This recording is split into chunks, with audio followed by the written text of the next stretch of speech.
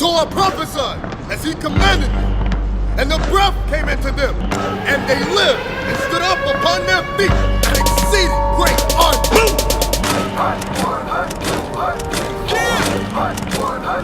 Are you want to see?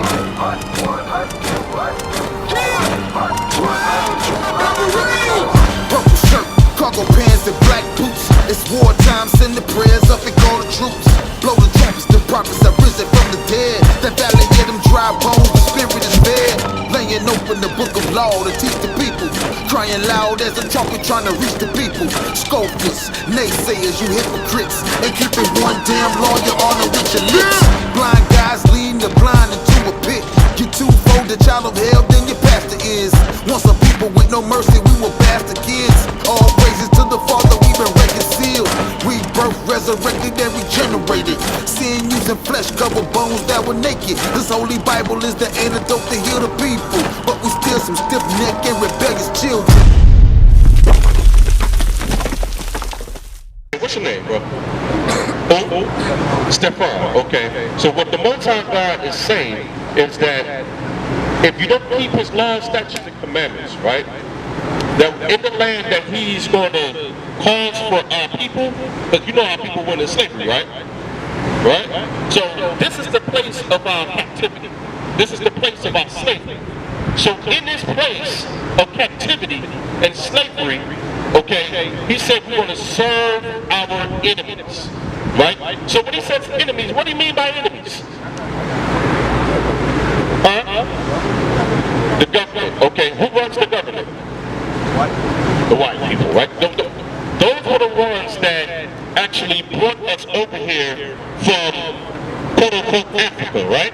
Because during the time of 70 AD, we were fleeing Jerusalem and ran into Africa. We were fleeing because of the persecution. You understand? So in Africa, okay, we were docked on the slave ships, all right, and brought to the different parts of the world, all right? That happened because our people didn't keep God's laws, statutes, and commandments, right? You read that in 28:15? Okay, read that 28:15 real quick, Stefan. Spare me for 1 second, because you are the children of Israel, all right? Now we will be here to teach you and show you that.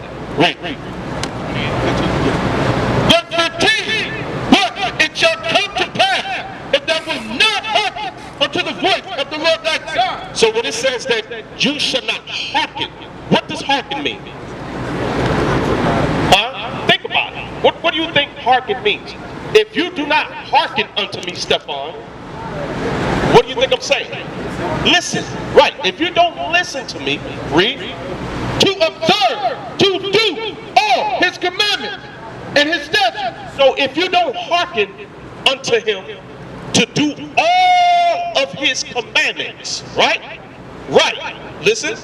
Which I command thee this day. This day, He said, I'm commanding you. All right? I'm not going to tell you again. I'm telling you right now that if you don't hearken unto my commandments, read, that all these curses, that what? All these curses, that all of these curses, what curses? The curses that we just got finished reading, right? That one of the curses, right? Read, shall come upon thee and overtake thee. That they're going to come upon thee and overtake thee. One of the curses that came upon us was that we were going to be taken into captivity of our enemies. Okay? And when we get to the landmass of our enemies, there we shall serve them.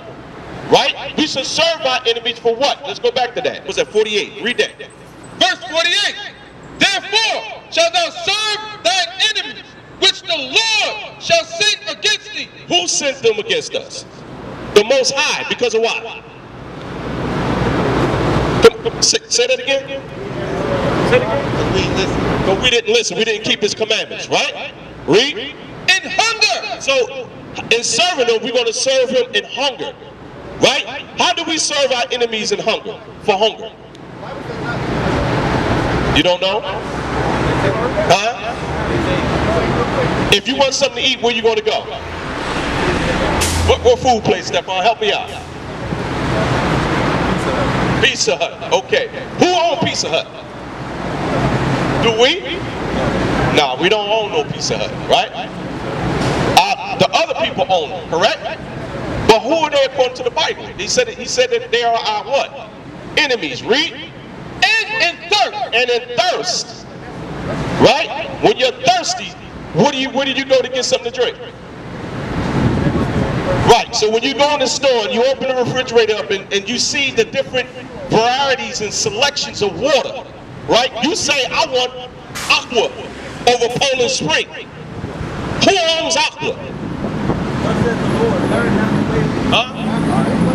Our enemies own them, right? Read. And in nakedness. And in nakedness. So when it says nakedness, do you see us walking around naked? No. We have clothing on, right? So where do we go to get our clothing from? From the stores, right? Who owns those stores? Our enemies. We don't, right? Now watch this. Read. And in want of all things. And in want of all things. And in want of all things. So now, you explain to me, what do he mean when he says, and in want of all things? Give me some description. Come on. Say it again. You need most of the stuff you do every day. Like what? What else? What else? Like basic stuff like what? Basic utilities and things, right? We need lights, right? We got to pay rent, right? We need all those things. We need birth certificates. We need a job. We need all those things. So who do we go to for that? Right, exactly. That's it on that. Read. And he shall put a yoke of iron upon thy neck until he have destroyed thee. Do I need to go any further with that? Do you understand that when he says that he shall put a yoke of iron upon thy neck? Okay, who did that happen to? Think about it. Look down there. Did you see Django? You seen Django, right? You seen 12 Years a Slave before? Right, what's that new movie out with the slave, Nat Turner? Did you see that? Right, but okay, so you seen Roots and all that, right? What did they have around the slaves' necks? Chains and irons, right? A yoke of iron, that's what it was. Read that again. And he shall put a yoke of iron upon thy neck until he have destroyed thee. Until he had destroyed thee. So the yokes of iron was upon the neck for a period of time, right? So what do you think that period of time was for? Serving our enemies, but he had a yoke of iron upon our neck. Okay, so now let me say this to you. Have you ever heard of a wild horse? Tell me about the nature and the characteristics of a wild horse. A bad background, right? So they say, right? So what are some of the things that a wild horse would do to let you know that that was a wild horse? Try to kill, kick, run around, you can't control it, right? So they had these yokes of irons upon our people's necks. Okay, when you look at Roots, right? Most of the time, Punta tried to do what? He tried to run away. You understand? So that was the purpose of having the yokes of iron, so they cannot escape. You understand? So once, let's say for instance you got a dog, right? Pit bull is wild, he ain't listening, he ain't doing what he's supposed to be doing, right? You put the leash upon him. You put food about 15 feet in front of him. But you have the rope or the leash to only allow for him to go 12 feet.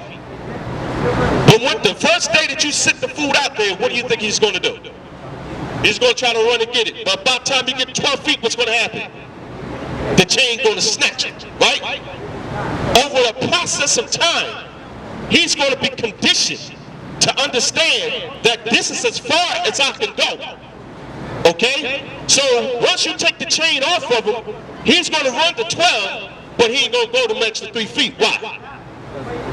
Right. He's been trained to. So now you can coast the food to him. Okay, so it's training. So that was the purpose of having a yoke of iron upon the neck. That was a training phase. Okay? Basically it's saying, you're going to do what I tell you to do. You understand? After the chains came off, okay? Say that again. Right, now watch this. Read it again. Watch. And he shall put a yoke of iron upon thy neck until he hath destroyed thee. See that? The yoke of iron was upon our necks until we were destroyed. Okay? Some of the ways of destroying us as a people was to tell us that you're not who you are. You're not an Israelite. You are a quote-unquote African American. You are a Negro. You understand? That your homeland is not Jerusalem. This is your homeland. I'm your father. That's destroying us as a people. Okay, this right here is destroying us as a people. Our God is not this here. You understand? This is not what the Bible, this is not the description the Bible gives. You understand? This is the description. You understand? This is the description. So, when he destroyed us, that's how he destroyed us. Okay, once he seen that he got the mind, the chains came off. Okay, because we were conditioned not to go no further. You understand? So now on that note, give me Colossians 2 and 8. Bring it on. Give me Colossians 2 and 8. Because we all know what tomorrow is, right? What's tomorrow? Huh? Oh, you say Christmas, right? You say Christmas. Okay, good. I'm glad you said that. Watch this. Remember, we're supposed to keep God's commandments, right? Watch this. Read. The book of Colossians, chapter 2, verse 8. Beware, lest any man spoil you through philosophy and vain deceit. The scripture says, beware, unless men spoil you through philosophy and vain deceit. Philosophy and vain deceit. You know what's deceitful? This is deceitful right here. But you want to know what's even on the same lines of this being deceitful? Is the lies that our people were taught in this present place that we're in now. Okay? We were taught lies. Read it again. Beware, lest any man spoil you through philosophy and vain deceit. Right. This word spoil is synonymous with the word of destroy. To destroy. It's the same way. So just as our enemies destroyed us before they took the yokes of iron off, the same thing is happening now. We are destroyed as a people. Okay? We don't have any knowledge of anything. In the land that we're in, we're following, we're doing the same thing that they're doing. And we're not supposed to do that.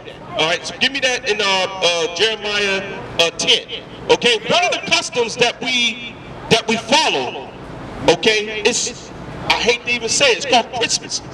What's the first 6 letters in Christmas? Christ. Right? This is what they say. All right, they tried to put Christ in Christmas, which is a complete lie, because they said that Christ was born on this day, right? No, he was not born on this day. We're going to prove that too, okay? But we know we're supposed to keep the commandments of God, because remember in Deuteronomy 28:15, what did he say? You shall hearken unto all of the words that I command thee this day. All right, here's one of the words. Read.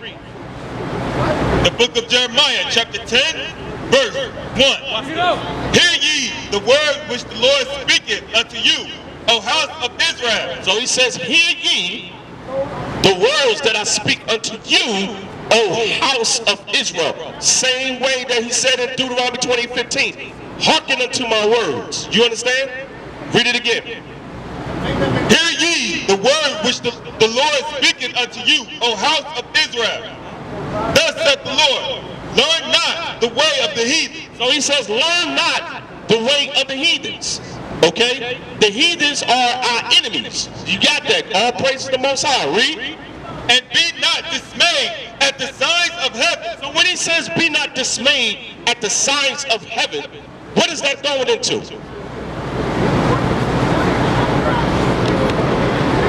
It's all going to add up. Trust me. But take a shot at it. What do you think it's going into, bro? All right, Stephon, check it. When you look up in the sky, what's the first thing you see in the daytime? See clouds. What else? The sun, right? In the night, what do you see? You see moon and what else? You see what? You see what? Stars. Good. Keep that in mind. Read. For the heathen are dismayed at them. The heathens are dismayed at the signs of heaven. Okay, they're dismayed at the sun, the moon, the stars, the clouds, and all that stuff. That's why you have astrology, okay, horoscopes, and things to that nature. When they try to align, they look at the Orion's belt, Okay? They look at the solar system, all that stuff is what the heathens are dismayed at them. You want to know why? Because they don't have a God that created those things. Our God created those things, so they are dismayed at those things like that. We're not supposed to, because we knew from the time of Moses who it was that created all these things. Right? Read. For the custom of the people are vain. So the custom of the heathens are vain, because they do those things. Read. For one cutteth a tree out of the forest. So now he's going into description. Okay? One of the customs of the heathens were that they would take axe and go into the forest and begin to cut down trees. You understand? You following? Read. The work of the hands of the workmen with the axe. They decked it with silver and with gold. So now, they did what? They decked the tree with silver and gold. Right? So, like some of the carols that they have, the little quote-unquote Christmas carols they have one that comes on with Rudolph the Red-Nosed Reindeer, Frosty the Snowman. What do they say? Silver and gold, silver and gold. Right? That's what he's talking about, them stencils that we put on top of the Christmas tree and all over the Christmas tree are the silver and gold. Because what color are the stencils? Say that again? Silver and gold. Read it again. They decked it with silver and with gold. They decked the trees with silver and with gold. Read. Matter of fact, even like the balls that they put on it, they're silver and gold. Right? Read. They fastened it with nails. They fasten it down with nails. Right? So when they fasten it down with nails, what's the purpose of doing it? So it will not move. You know, you just said something that's about to come out. Watch. Read. And with hammers, that it moved not. That it moves not. That's the purpose of fastening it down. But you know, nowadays we go to Walmart or whatever the case, and we get the artificial trees that come with the stands that's there automatically. You understand? So that's a custom that we're not supposed to be keeping, Stefan. It's Christmas, right? Go give me Titus 1 and what's the 14? Give me that. Give me that. So we're not supposed to be doing all that stuff is fairy tales. Christmas and stuff is fairy tales. It's a lie. It's a lie. And the Most High God has said that we're not supposed to be doing those things. Watch this. Read. The book of Titus, chapter 1, verse 14. Not giving heed to Jewish fables. Not what? Giving heed to Jewish fables. You're not supposed to give heed to Jewish fables. Okay? So now, let me ask you this. Have you heard of Jewish people before? Right? So why is he saying, so who's the Jewish people? Let me ask you that. Huh? How you going to say that? You just told me you Israel. That's what you heard, right? Right. So the scripture says not to give heed to Jewish fables, lies, deception, trickery, all right? You're not supposed to be giving heed to those things. So that's singling out a particular people, meaning that, so what grade you in? You in the 10th grade, right?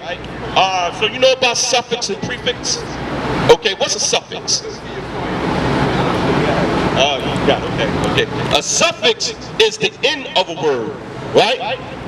It's there to show a similarity or almost trying to be like. It's not the real thing. So you add the suffix at the end of something when it's not the original. You understand? So if you got Jew would be considered what? The what?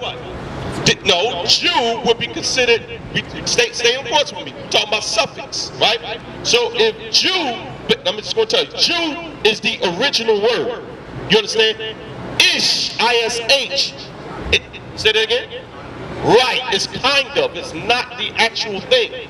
Okay? So he says that we are not supposed to give heed to Jewish fables. Okay? Them lies and stuff. So when you look at Christmas is talking about the Jewish fables. You understand? Christmas is talking about Jewish fables. Alright, so we're not supposed to be worshiping those things, bro. We're not supposed to worship things. Now I pray that you don't, at some point in time, maybe not this year, next year, whatever the case, you get your mind right and you say, you know what, Mom or Dad, I don't want that. Okay? I think it's some other place that I need to be going to get understanding of who I am. Because I'm an Israelite. right? And you believe that. Do you believe that Christ was black? Do you believe that Christ was black? You don't believe that. What do you say you never seen him before, right? Okay. So did you believe this? At one point? Why not? Did you see him? Okay, they still trying to portray him to be white, right? So what color was he? Nobody never seen him. Okay, nobody never seen him. All right. The prophets in them saw him. The disciples in them saw him, right? Okay, did you not know that Christ gave his own description in the Bible? No? Revelations 1:14. First of all, let's go to Songs of Solomon. I'm gonna show you. Did you know? Okay. Did you know that the prophets were black? Let me ask you that. No? Didn't know that? Okay. We're gonna deal with a couple different things. These pretty cool, huh? These look pretty cool. Huh? It was pretty cool on there, right? Okay. Good. Because guess what? You're supposed to have them on too as well. I'm gonna show you. Read what you got. The book of Songs of Solomon, chapter 1, verse 5. I am black, but come. This is King Solomon, okay? And he's telling us about himself. He said, what? I am black, but come. He said, I am black, but I am comely. So when he says comely, what does he mean, Stefan? What do you mean? He's nice. He alright. He look good. You understand? Like you see our sisters walk around saying that they're black and beautiful. So that's what comely is saying, is that he's beautiful. But did you notice that he said that he was what? That he is black, right? Now give me Revelation. Read. The book of Revelation, chapter 1, verse 14. Well, this is talking about the description of Christ. All right, read. His head and his hair were white like wool. So it said that Christ's head and his hairs on his face, hair on his head, hair on his face were white like wool. Like what? Exactly, just like this hair, right? This man had that? No, he don't, right? So something ain't right so far, right? What do you got? Brown. Is it woolly? Huh? Who got woolly hair? But who else had woolly hair? You don't know? Huh? All people got woolly hair. Lord have mercy. Oh, you say 15? Okay. Touch your own head. Yeah. What's that? Is it curl? Nah. That's wool, bro. That's wool what you got. Look at Soldier Abraham. Look at his brother's head. Right?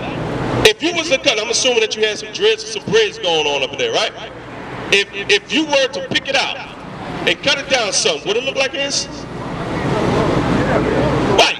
So that's called woolly hair, bro. That's woolly hair. What people you know have that? Our people. Good. I'm glad you're saying our people. Read. As white as snow, and his eyes were as a flame of fire. Genesis. So it says his eyes was as a flame of fire. So when you think about the flame of fire, are you thinking that like actual flames is going to shoot out his eye like he's Superman or something? Or what's the guy from Cyclone? What movie is that? X-Men. There's a reason why his eyes is red. Why? Let's find out. Read. Genesis chapter 49, verse 12. His eyes shall be red with wine. What was the first miracle of Christ? What was the first miracle that Christ did? Did you know? No. He changed water into wine. Okay, Christ drank wine in moderation. But anytime you drink wine, after a couple of glasses of it, the whiteness of your eyes turn red. You understand? So that's why his eyes is red. So now we went over that his head and his hairs were white like wool.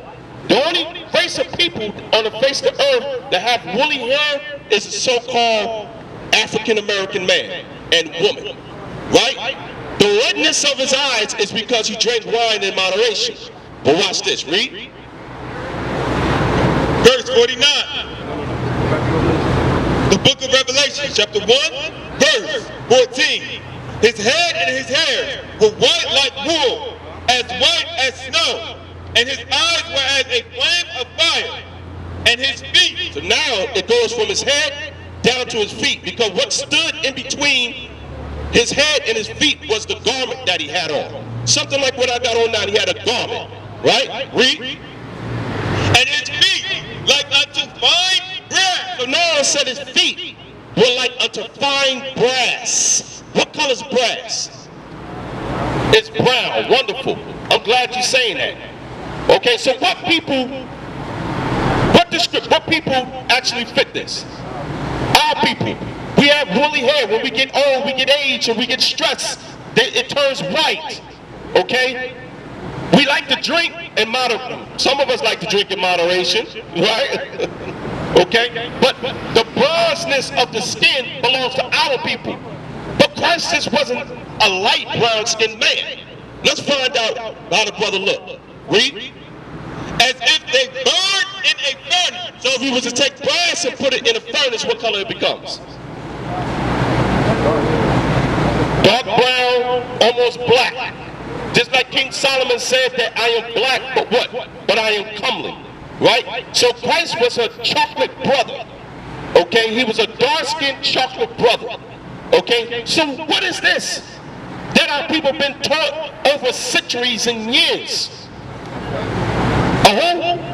It was a Jewish fable. Good. All praise to the Most High. I'm glad you did that, Stefan. So now I asked you a question. I said, are these cool? It's pretty cool, right?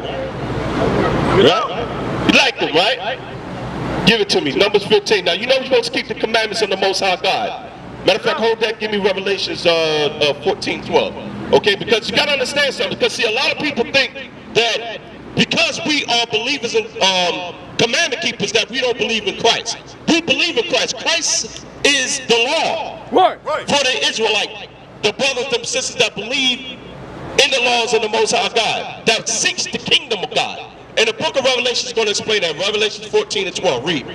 The book of Revelation, chapter 14, verse 12. Here is the patience of the saints. Here is the patience of the saints. And when you become one of us, you become the saints of the Most High. Read. Here are they that keep the commandments of God. Here are they that keep the commandments of God. What are the commandments of God? You know what the commandments of God are? Some of them. Name some of them for me. Thou shalt not kill. What else? Thou shalt not steal. Thou shalt not disrespect parents. That's kind of, you know, it's not there, but, you know, that's a good commandment to keep. Okay, what else you think? Right, thou shalt have no other God before me. Right? All praise to the Most High. So you got to keep those commandments. Even though it's 10, there's more commandments in the Bible that you have to keep. You understand? That's our life. So read that one more time.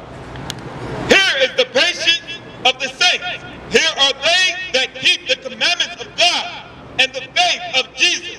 So you got to keep the both of them. You just can't do one without the other. You have to keep the commandments of God in the faith of Jesus Christ. You want to know why? Because the life of Christ and his job and his purpose of what he's supposed to do for the nation of Israel is written in the Bible. You understand? So if you're going to keep the commandments, you're going to keep the commandments that Christ came and died for the nation of Israel. You understand that? That's what you got to do. Now, Numbers 15:38, real quick.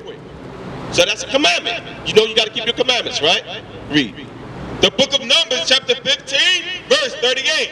Speak unto the children of Israel. He says, speak unto the children of Israel. Stefan, you one of the children of Israel, you believe now, right? Read. And bid them that they make them fringes in the borders of their garments. And bid them that they make them fringes at the border of their garments. Read. Throughout their generation. Throughout their generation. So when it says throughout their generation, what do we mean by that?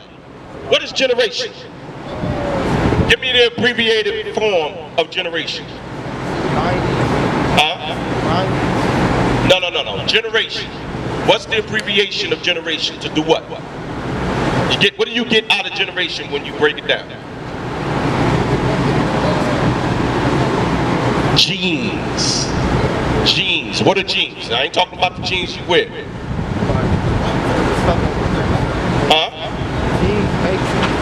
The genes makes us, right? So we're a product of our forefathers, right? You're a product of your fathers, right? So you're a gene. You understand? That's what you are. It says throughout your generations. That means that when you have a child, your child must follow the commandments. When you have children, you gotta follow the commandments, right? Read. Throughout their generations, and that they put upon the fringe of the borders a ribbon of blue. What do you see right here, Stefan? That's not purple. That's blue. It's a different color blue. You know, it says navy blue, but it's blue. Okay? So he didn't say get royal blue. He didn't say get navy blue or baby blue. Okay? He said blue. So whatever blue works. You understand? As long as it's what? As long as it's blue. So you must keep the commandments of the Most High God. You must put fringes and borders of blue around your garments. Okay? And we're going to show you why you got to do that. Because you must keep the what? The commandments. Great. Watch this. Listen. Read it again. Speak unto the children of Israel and bid them that they make them fringes in the borders of their garments throughout their generations, and that they put upon the fringe of the borders a ribbon of blue. And it shall be unto you for a fringe, that ye may look upon it, and remember all the commandments of the Lord. See that? So what's the purpose of us having these fringes? Is it just for because they look cool? What's it for? So that you can remember the commandments of the Most High God. And you must do this throughout your generations. So now let me ask you this. Before you walked up here, was this information given to you by your parents? No. We in old times we taught our children. The fathers of them knew. You know where I want out of that? You find that scripture? Where that scripture at? Y'all know? But yeah, to teach the children, right? The parent. That's the job of the parents, to teach the children the commandments of God. Okay. So now that you're hearing this, that got to be your job. But first, you got to change yourself. You understand? You got to be able to do it yourself. And by you being 15 years old, that's great. You understand? Because now you get to learn at a young age. So when you get of age, you'll be able to teach your children when you have it. My son, he's 14. He's about to be 15 as well. Okay, and he's learning. Let's get that. Read what you got. The book of Deuteronomy, chapter 6, verse 6. And these words which I command thee this day shall be in thine heart, and thou shalt teach them diligently unto thy children. Read that one more time. Stefan, pay attention. And thou shalt teach them diligently unto thy children. Go back up. Read it from the beginning. Deuteronomy chapter 6, verse 6. And these be the words, and these words which I command thee this day shall be in thine heart, and thou shalt teach them diligently unto thy children. See that, Stefan? You said that, okay, as a parent, your job is to teach the commandments to your who? To your children, right? So you say before you came up here, you never heard this before, right? So your parents wasn't doing the job, and it's not like we blaming them for it. It's just the fact that our people are lost. You understand? Our people don't understand their way. You understand? But that's the whole purpose of why we're teaching you now. You understand? So that now you have this information. Now it's time for you to begin to grow.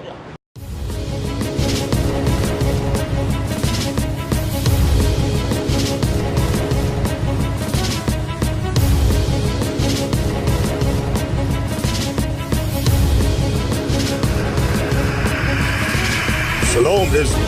I'm Elder Nathaniel of Israel United in Christ. YouTube likes to shut our channels down, as some of you have noticed, ever so often. Subscribing to join IUIC will ensure you will always stay connected to our YouTube accounts. We want to do our best to make sure this truth gets out.